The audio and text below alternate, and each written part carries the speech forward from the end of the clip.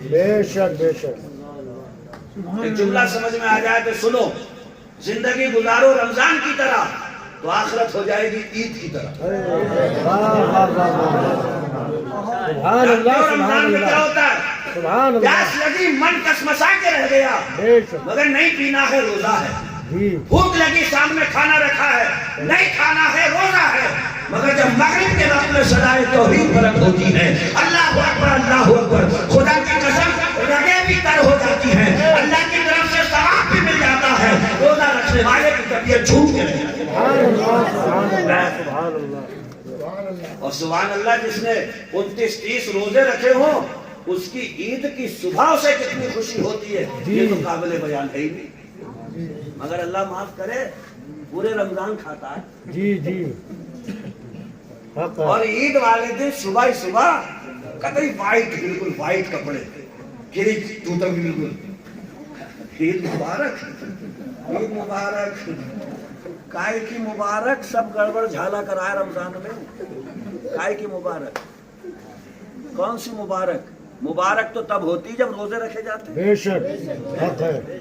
یہ وائٹ کپڑے عید تھوڑی ہیں، اونچی سی ٹوپی لگا لی یہ عید تھوڑی ہے، ادھر میں ملبوس ہو گئی یہ عید تھوڑی ہے. عید مبارک کہنے سے عید مبارک تھوڑی ہے. عید مبارک تب ہوگی جب اللہ کی رضا کے لیے 29-30 روزے رکھے جائیں گے.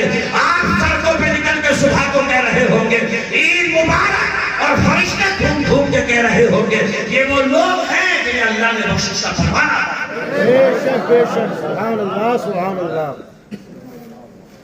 تو یہ زندگی بڑی قیمتی ہے.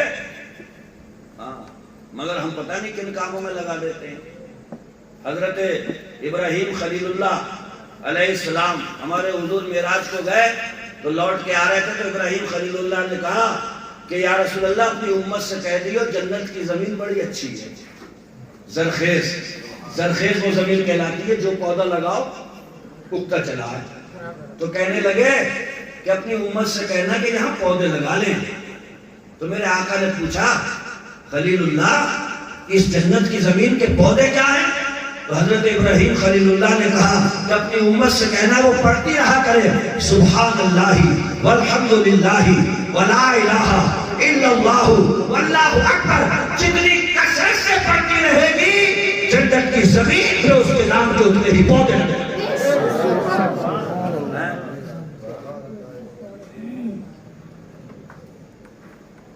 ہم پتہ نہیں کیا کیا پڑھتے رہتے ہیں. کیا اور بتاؤ بھائی کیا چل رہے آپ؟ بڑے چل رہے ہیں. اور فلانا، ارے فلانا تو بیل ہے، دن بھر ہے یہ فلانا بیل ہے. کوئی کسی کے بارے میں صحیح تاثر دے ہی نہیں رہا تو فلانے کا بیل ہے. جب زبان کھل رہی ہے، حالانکہ حدیث شریف میں آتا ہے حسن زن ایسی عبادت ہے کہ نہ دولت خرچ ہو نہ جسم تھکے، ثواب کا ثواب ملے. دو بندے کہیں کھڑے ہو کے بات کر رہے ہیں، خواہ مخواہ خون خشک ہو رہا، میرے بارے میں کرتے ہیں، خون بھی گھٹ گیا، پریشانی بھی، برا بھی سوچا، گناہ بھی ہوا. دو بندے کھڑے ہو کے بات کر رہے ہیں، بھلے ہی میرے بارے میں کرتے ہو مگر میں اپنی زبان سے یہ کہہ دوں دونوں اپنے کاروبار کو لے کے کرتے ہوں گے، آپسی بات کرتے ہوں گے، کوئی انہیں کی بات ہوگی، نہ جسم تھکا نہ دولت خرچ ہوئی، اور خدا کی قسم اللہ کی طرف سے جھولی بھر کے ثواب. کیا جا رہا ہے اس میں؟ تھوڑا سا پازیٹیو ہوئی ہے نا.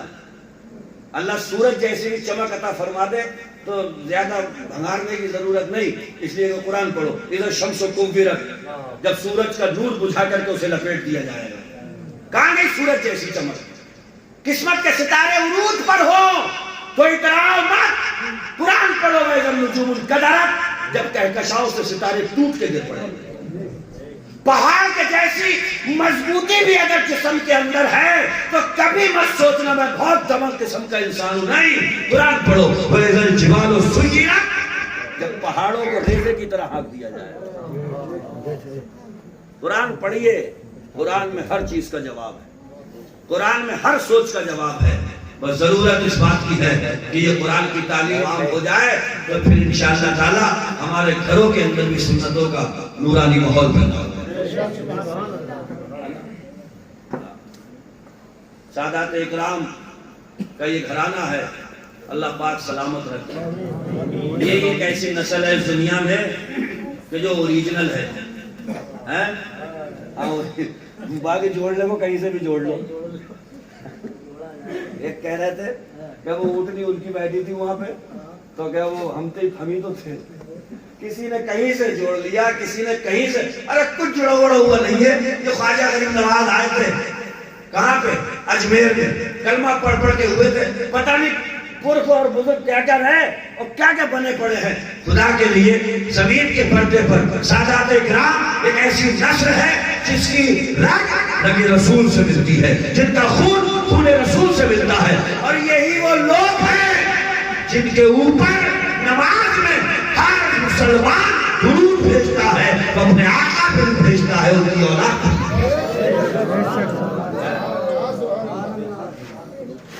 इसलिए सादात इकराम, अच्छा सादात इकराम के हवाले से भी दो नजरिए हैं। जैसे जो चमक दमक है जुब्बे कुब्बे में खूब खानका में बना ली तो क्या ये बहुत ऊंचे सैयद है, और जो सादा सिंपल रहे तो कहते हैं ये ऐसी सैयद है। अल्लाह के बंदो, अल्लाह के रसूल का बेटा जहां कहीं भी हो, जिस हाल में भी हो, सैयद है तो खुदा की कसम बुलाए के तासीफ है, वाजिब तासीफ है। आला हज़रत सरकार फरमाते हैं जब तक सैयद की गुमराही हत्ते कुफ्र तक ना पहुंच जाए उसे सर का ताज बना करके रखना, ये मकाम मर्तबा है। तो सादात इकराम सुभान अल्लाह, ये सब इनका साया हमारे सरों पे सलामत रहे। ये रसूल की आल हैं, रसूल की कौन है, आल हैं। और हमें तो उम्मीद भी यही है कि क़यामत के मैदान में इंशाअल्लाह परवरदिगार ने चाहा तो रसूलुल्लाह के यही शहजादगान इनसे लगाए हुए दिल की वाबस्तगियां इंशाअल्लाह काम आएंगी और रसूलुल्लाह की शफाअत भी नसीब इंशाअल्लाह, है ना। बगैर किसी गरज के, बगैर किसी मफाद के, बगैर किसी लालच के सादात इकराम से मोहब्बत किया, कोई लालच नहीं, कोई मफाद नहीं, बगैर किसी गरज के सादात इकराम से मोहब्बत करो। इंशाअल्लाह इस मोहब्बत का सिला मैदान क़यामत में भी मिलेगा और दुनिया में भी। और थोड़े थोड़े जुटे रहो, अल्लाह के रास्ते में भी लगे रहो, परेशानी नहीं होगी ज्यादा, थोड़ी सी मेहनत करो, फिर वो रास्ते सब दिखा देगा। वल्लज़ीना जाहदू फीना लनहदियन्नहुम सुबुलना, हमारे रास्ते में थोड़ा सा चलो, वो फरमाता है हम अपने सारे रास्ते तुम्हारे लिए खोल के रखेंगे। उसका करम देखिए, उसकी रहमत देखिए, वो फरमाता है तुम कदम बढ़ाओ मैं अंधेरे दूर कर दूंगा, तुम कदम बढ़ाओ जिंदगी की सारी तारीकियां खत्म कर दूंगा। मगर कौम का मिजाज ये बन चुका है, किसी गली नुक्कड़ चौराहे पे देखो कान में लीड खुशी है, हमने पूछा क्या सुन रहा है, तो बोला दर्द भरे गाने सुन रहा हूं। मैंने कहा क्यों, बोला टेंशन है। ये तो वही हुआ कि करेला और नींद पे चढ़ गया, एक तो टेंशन है ऊपर से दर्द भरा गाना सुनने आया। क्या मरने का इरादा है? अगर टेंशन था, गम पहुंचा, मुसीबत पहुंची तो कुरान में है अला बिज़िक्रिल्लाहि तत्मइन्नुल कुलूब। अगर गम पहुंचा था, टेंशन में था तो घर छोड़, मस्जिद में आ, लोटा उठा, वुजू बना, खड़ा हो जा नमाज में, इसलिए कि नमाज ऐसी चीज है। मेरे आका हजरत बिलाल, सहाबा साथ में सफर हो रहा है, चलते चलते मेरे हुजूर ने बिलाल से कहा अरिहना या बिलाल बिस्सलात, ऐ बिलाल अजान पढ़ो, नमाज पढ़ेंगे दिल को चैन मिल जाए। जो नमाज लेकर के आए हैं वो रास्ते में चलते चलते कह रहे हैं बिलाल बड़ी देर हो गई सफर करते करते, अजान लगाओ, सब बनाओ, नमाज पढ़ेंगे दिल को सुकून। तो होना तो ये चाहिए था, उस वाली लाइन पे चला गया। अगर कब्र में उजाला चाहते हो तो मेरे भाई एक ट्यूबलाइट अपने साथ में वहां पे लेकर के जाना। ट्यूबलाइट आला हजरत ने बताई है, वो सुन लो। लहद में इश्क रुखे शह का दाग लेके चले, ये सी वाली तो लगेगी नहीं। ये तो दुनिया है, यहाँ पे तो उससे बड़े करोफर में कह देते हैं, और एक यहाँ सेट होना है और एक इधर लगा, और बढ़िया सब ठीक ठाक है ना, बढ़िया होना चाहिए। वहां मसला दूसरा है, वहां पे एक ट्यूबलाइट यहाँ छुपा के ले जाइए, आला हज़रत ने बताइए। वो लहद में इश्क रुखे शह का दाग लेके चले چلے اندھیری رات سنی تھی چراغ لے کے چلے اندھیری رات ہے قبر کی اور انشاءاللہ محبت رسول کا چراغ اگر وہاں موجود ہے تو قبر اندھیری نہیں رہے گی ان کی آمد سے پھر انشاءاللہ قبر نورانی ہو جائے کیا فرمایا قبر میں لہرائیں گے تا حشر چشم نور کے جلوہ فرما ہوگی جب تلک رسول اللہ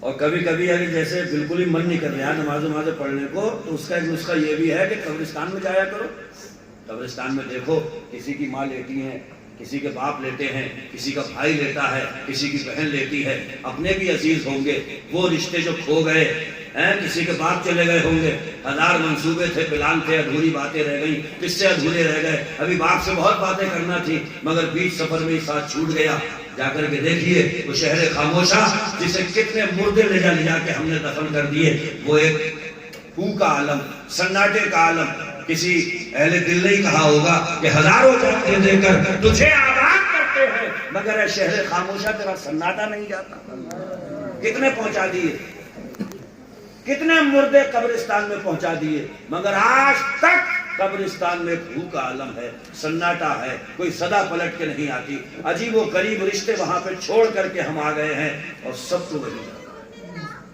غوث اعظم فرمایا کرتے تھے کبھی کبھی زیادہ اگر یہ لگے کہ میں ایسا میں ویسا تو فرماتے تھے قبرستان کے ایک چکر لگا لیا کرو وہاں بڑے بڑے حسینوں کی مٹی خراب ہو رہی غور کرے تو یہ قبرستان میرے حضور نے خود فرمایا کنت نہیتکم عن زیارت القبور فلا زوروها فانها تذکرکم الآخرہ جب اسلام کا شروعاتی دور تھا حضور فرما رہے تھے میں نے تمہیں منع کر دیا تھا کہ قبرستان میں مت جایا کرو کیونکہ نئے نئے آئے تھے نا اسلام میں اور یہاں سے نکل کے آئے تھے تو کہیں پتہ لگے قبرستان میں جا کے بھی یہ شروع کر دیتے تو حضور نے منع فرما دیا تھا کہ قبرستان مت جایا کرو فلان زوروہا لیکن جب اسلام ان کے دل و دماغ میں اتر گیا اسلام میں رچ بس گئے تو